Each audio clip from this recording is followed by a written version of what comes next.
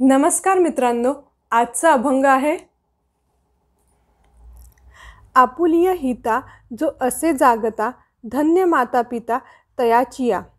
कुडी कन्या पुत्र होती जो सात्विक, तयाचा हरिक वाटे देवा। गीता भागवत करीती श्रवण, अखंड चिंतन विठोबाचे। तुका म्हणे मज घडो त्याची सेवा, तरी माझ्या दैवा पार नाही।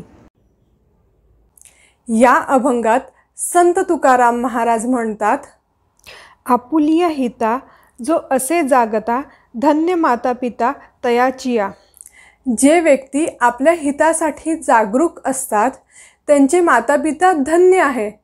आपल्या हितासाठी म्हणजे आपलं तात्पुरतं हित, स्वार्थ नव्हे तर आपल्या जीवनाचा सदुपयोग कसा करता येईल यासाठी जो जागरूक असतो त्याचे माता पिता धन्य आहे। कुळी कन्या पुत्र होती जो सात्विक, तयाचा हरिक वाटे देवा।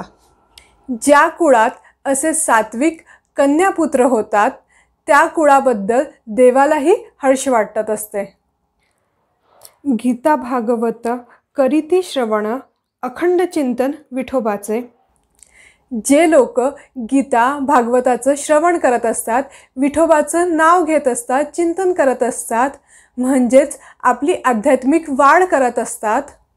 तुका म्हणे मज घडो त्याची सेवा, तरी माझ्या दैवा पार नाही।